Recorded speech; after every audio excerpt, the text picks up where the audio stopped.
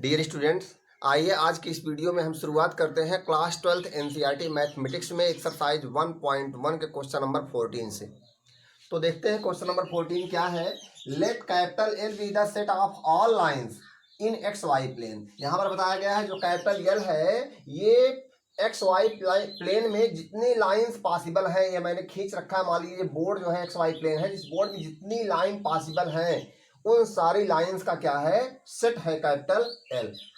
X Y plane में जितनी line खींची जा सकती हैं उन समस्त लाइन का क्या है, सेट है कौन, कैपिटल एल। आगे बताया जा रहा है are be the relation in L, और जो रिलेशन आर है वो सेट एल से एल में है। और defined as R equal to L1 comma L2 such that L1 is parallel to L2, यानी कि L1 is related to L2 if and only if L1 is parallel to L2। यानी कि इस parallel lines वाले जो ये यहाँ पर जो ढेर सारे लाइंस हैं एक्स वाई प्लेन में, उनमें से यदि कोई से दो लाइन आपस में पैरेलल हैं, यदि मान लें इसको L1 इसको L2 मान लें, यदि आपस में पैरेलल हैं तो हम कहेंगे L1 is parallel, L1 is related to L2। यानी कि कोई से दो लाइन इस एक्स वाई प्लेन में, कोई भी दो लाइन यदि आपस में पैरेलल हैं तो हम कहेंगे उसमें से पहली लाइन दूसरे के क्या है, दूसरे से रिलेटेड है। तो इस प्रकार से आपका कोई सा भी दो लाइन हो, यहाँ पर देखिए मैंने टिक किया है, तो यहाँ पर ये दो लाइन क्या है, आपस में पैरेलल हैं। यदि हम इसको L3 माने, इसको L4 माने, तो हम कह सकते हैं L3 is related to L4, चाहे कहें L4 is related to L3। क्यों? क्योंकि L4 is parallel to L3 and L3 also parallel to L4। तो इस तरह से हम कह सकते हैं। तो शायद आपको ये बात इतनी समझ में आ गई होगी। तो मुझे क्या दिखाना है कि so that R is an equivalence relation. मुझे बताना है, शो करना है कि जो capital R relation capital R है वो है एक इक्विवेलेंस रिलेशन है। आगे क्या बताना है हमें, find the set of all lines related to the line y equal to 2x+4। ये हमें पता है लीनियर इक्वेशन है, लाइन का इक्वेशन है इसका मतलब। तो इस लाइन के पैरेलल जितनी लाइन होंगी वो सब लाइन इससे रिलेटेड होंगी। यही मुझे बताना है, इससे रिलेटेड कितनी लाइंस हैं, इससे रिलेटेड कितनी लाइन से, उन्हीं का मुझे सेट बताना है। ठीक है, हम उसका सेट बता देंगे। आइए देखते हैं। सबसे पहले हम क्या करेंगे, इस आर को इक्विवेलेंस रिलेशन प्रूफ करेंगे, यानी कि हम इसको दिखाएंगे ये रिफ्लेक्सिव भी है, सिमेट्रिक भी है और ट्रांजिटिव भी है। तो आइए सबसे पहले पहला स्टेप सॉल्व करते हैं, रिफ्लेक्सिव दिखाते हैं।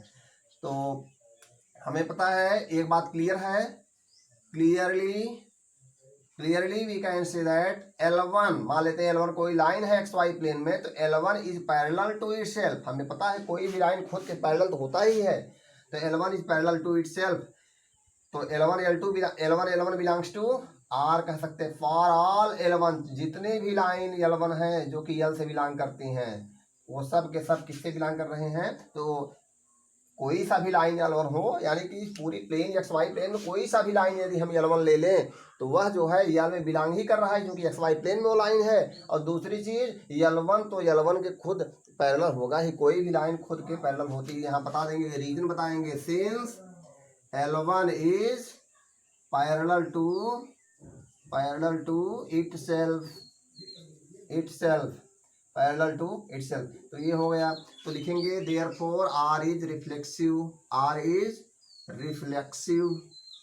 अच्छा, रिफ्लेक्सिव हो गया। अब आइए दिखाते हैं सिमेट्रिक है कि नहीं। सिमेट्री आइए चेक करें। तो सिमेट्री में क्या करेंगे, let L1 comma L2 belongs to R for every L1 L2 belongs to capital L। तो यदि ऐसा है इसका मतलब क्या है, L1 is parallel to L2। It means that what, L2 is parallel to L1। It means that what, L1 हो गया, and it means that L2 comma L1 belongs to R। What is the meaning of it? It means that we know that if L1 L2 belongs to R and L2 L1 also belongs to R, it means that R is symmetric। चलिए R symmetric हो गया। आइए देखते हैं कि यह transitive है कि नहीं। यहाँ पर आप ट्रांजिटिविटी चेक करेंगे। ट्रांजिटिविटी, अब क्या करना है इसमें, let L1 comma L2 belongs to R and L2 comma L3 belongs to R for every L1 L2 L3 belongs to R. अब यहाँ पर क्या करना है, हमें पता है L1 L2 belongs to are का क्या मतलब, it means that L1 is parallel to L2 and L2 L3 belongs to R means L2 is parallel to L3 and L1 is parallel to L2। L1 मान लीजिए line L1 है, ये line L2 है, L1 is parallel to L2 and L2 is parallel to L3। it means that what L1 is parallel to L3। इसका मतलब ये दोनों आपस में पैरेलल होंगे। तो हम यहाँ पर लिख देते हैं, क्या लिखेंगे, this imply that L1 is parallel to L3। L1 और L3 आपस में पैरेलल हो गए, इसका मतलब क्या है, L1 is related to L3, that means L1 L3 belongs to R। L1 L3 belongs to R। हमने क्या मिला, हमें मिला कि L1 L2 belongs to R and L2 L3 belongs to R, shows that L1 L3 belongs to R। इसका मतलब क्या है, relation R is therefore relation R is transitive, relation R is transitive. और हमें पता है since relation R is reflexive, symmetric and transitive, therefore R is an equivalence relation। आइए देखते हैं आगे क्या कह रहा है, find the set of all lines related to the line y equal to 2x plus 4। तो यहाँ पर कहा जा रहा है कि उन समस्त लाइन का सेट बताइए जो कि इस लाइन से रिलेटेड हो। तो हम लिखेंगे the set of all lines related to the line y equal to 2x plus 4 कौन होंगे, is the set of all lines parallel to the line y equal to 2x plus 4। क्या होंगे, जो कि इसके पैरेलल होंगे। इनके पैरेलल जितनी भी लाइंस हैं वो सब के सब क्या होंगे, इस लाइन से रिलेटेड होंगे। तो यहाँ पर हम सबसे पहले ये जानते हैं कि कोई भी दो लाइन आपस में पैरेलल तभी होती है यदि उनके स्लोप क्या हो, इक्वल हो। तो लिखेंगे यहाँ पर we know that if in any two lines slope are same then both lines are parallel to each other. तो आइए देखते हैं, जो लाइन हमें दिया गया है, जिस लाइन से रिलेटेड लाइंस हमें बतानी है कि इस लाइन से कौन कौन सा लाइन रिलेटेड है। पहले देख लेते हैं इस लाइन का स्लोप कितना है। Slope here, slope of the line y equal to 2x plus 4 is 2। यहाँ पर इसका स्लोप क्या है, यही तो 2 है। y equal to mx plus c होता है तो वहाँ पर स्लोप m होता है। तो यहाँ पर स्लोप क्या है, x का कोफिशिएंट 2 है, यहाँ पर इसका स्लोप क्या हो गया, इस लाइन का 2 हो गया। अब यानी कि जितना इस लाइन का स्लोप है उतना ही स्लोप यदि इस एक्स वाई प्लेन में जितनी लाइंस हैं, जिन लाइंस का स्लोप एक्स वाई प्लेन में 2 है वो लाइन इस लाइन से रिलेटेड है। यानी कि वही लाइन क्या होंगी, इसके पैरेलल होंगी, तो वही तो इससे रिलेटेड होंगी। यहाँ पर हम लिखेंगे, तो लिखेंगे now set of all lines related to the line y equal to 2x plus 4 will be the all lines y is equal to 2x plus small c where small c belongs to capital R। यहाँ पर ध्यान दीजिए, जो line है y equal to 2x plus 4, इसमें slope क्या है, इस लाइन का 2 है। हमने जो इसके पैरेलल लाइन का सेट लिया है, वास्तव में y इक्वल 2x प्लस सी लिया है, यहाँ पर भी इस लाइन का स्लोप क्या है जो कि इसके पैरेलल, उसका स्लोप भी क्या होगा, उतना ही होगा जो इस लाइन का है। इस लाइन में स्लोप क्या है, 2 है, तो इस लाइन में भी जो स्लोप होगा इस लाइन का क्या होगा, 2 होगा। इसलिए मैंने यहाँ पर इस लाइन का स्लोप क्या लिया, 2 लिया। तो स्मॉल सी यहाँ पर क्यों लिया 4 की जगह पर, यहाँ पर स्मॉल सी कोई सा भी रियल नंबर है, तो small C belongs to capital R. Capital R क्या है, रियल नंबर का सेट है। तो यानी कि स्मॉल सी की वैल्यू यदि हम चेंज करते जाएं, सी की वैल्यू यहाँ पर जो है कोई सा भी रियल नंबर यदि लेते जाएंगे, अलग अलग रियल नंबर लेते जाएंगे तो अलग अलग लाइन मिलती जाएगी, और वो सब के सब लाइन क्या होंगे, इस line y equal 2x plus 4 की क्या होंगे, पैरेलल होंगे। इस प्रकार से हम कह सकते हैं कि ये उन सब लाइन का प्रतिनिधित्व कर रहा है। सी की वैल्यू बदलते जाए तो लाइन बदलती जाएगी और सब के सब एक दूसरे क्या होंगे, पैरेलल होंगे। तो ये उन सब लाइन का प्रतिनिधित्व कर रहा है जो कि y इक्वल 2x प्लस 4 की क्या है, पैरेलल है। आइए देखते हैं क्वेश्चन नंबर 15 और 16, दो के दोनों क्वेश्चन यहाँ पर मल्टीपल चॉइस क्वेश्चन हैं। क्वेश्चन नंबर 15 है, let R be the relation in the set A equal to set of natural number from 1 to 4 given by R equal to set of ordered pair 1 2 2 2 1 1 4 4 1 3 3 3 3 2। यहाँ पर जो है order pair का set हो गया। Choose the correct answer, यहाँ पर सही आंसर को हमें चूज करना है। तो आइए देखते हैं कि इसमें हमें करना क्या है। यहाँ पर ऑप्शन में जो दिया गया है तो मुझे बताना है कि रिफ्लेक्सिव, सिमेट्रिक है कि नहीं, ट्रांजिटिव है कि नहीं, ये सारी चीज़ें मुझे चेक करनी है। तो आइए चेक करते हैं। सबसे पहले हम रिफ्लेक्सिविटी चेक करते हैं कि यह रिफ्लेक्सिव है कि नहीं।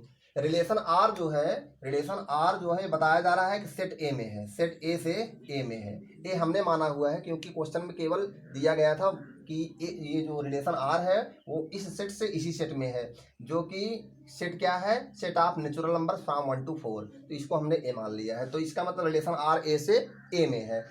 तो आइए देखते हैं रिफ्लेक्सिव चेक करने के लिए हमें क्या करना होगा। तो हमें पता है रिफ्लेक्सिव चेक करने के लिए ए बिलोंग्स टू आर होना चाहिए for every A belongs to A के लिए।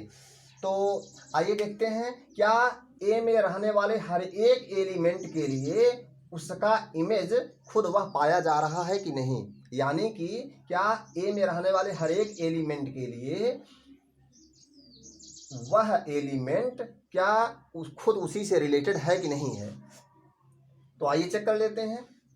हम यहाँ पर देख पा रहे हैं 1 के लिए उसका इमेज 1 देखते हैं है क्या। तो यहाँ पर देख पा रहे हैं 1 का इमेज तो यहाँ पर 2 है, कोई दिक्कत नहीं है, 1 के अलावा 2 इमेज हो सकता है, लेकिन 1 का इमेज 1 पाया जाना चाहिए आर में। तो 1 का इमेज 1 पाया जा रहा है। तो आइए देखते हैं अब 2 का इमेज क्या 2 पाया जा रहा है कि नहीं, 2 2 भी पाया जा रहा है। 3 का इमेज 3 3 भी पाया जा रहा है, यानी कि, और 4 का इमेज 4 4 भी पाया जा रहा है, यानी कि 1 1 2 2 3 3 4 4 सब पाए जा रहे हैं इसमें। इसलिए क्या है, ये रिलेशन आर जो है रिफ्लेक्सिव है, क्योंकि हर एक एलिमेंट के लिए जो कि ए में रहता है उस हर एक एलिमेंट के लिए उसका इमेज वह मिल जा रहा है आर में। इसलिए हम कहेंगे कि रिलेशन आर क्या है, रिफ्लेक्सिव है।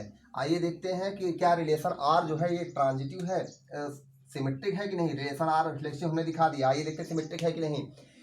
हमें पता है सिमेट्री के लिए क्या होना चाहिए, A B belongs to R के लिए for every A B belongs to A, इसके लिए B A belongs to R होना चाहिए। हम देख क्या रहे हैं यहाँ पर 1 2 बिलोंग्स टू आर है, क्या देखते हैं 2 1 बिलोंग्स टू आर होता है कि नहीं। तो 2 1 तो यहाँ कहीं पाया ही नहीं जा रहा है, तो हम कह देंगे कि यह रिलेशन आर जो है ये सिमेट्रिक नहीं है, क्योंकि 1 2 तो पाया जा रहा है आर में, लेकिन 2 1 पाया नहीं जा रहा है।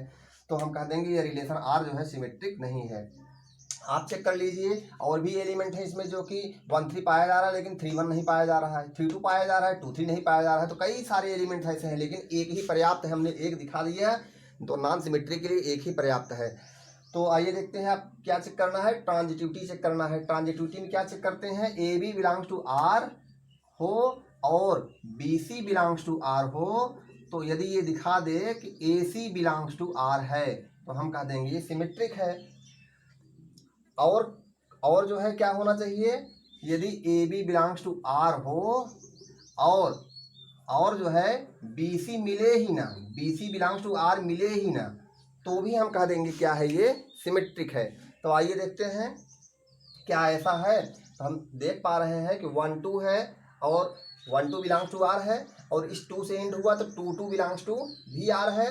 तो क्या 1 2 बिलोंग्स टू आर है, तो 1 2 तो है ही है इसमें। आइए देख लेते हैं नेक्स्ट के लिए 2 2 बिलोंग्स टू आर, और फिर इस टू का इमेज टू कहीं है, टू का इमेज कहीं है नहीं है, तो ये भी सिमेट्रिक, ये जो ट्रांजिटिविटी को पूरी तरह फॉलो कर रहा है, तो हम कह देंगे ट्रांजिटिव के लिए एक स्टेप बढ़ गया है ट्रांजिटिव की तरफ।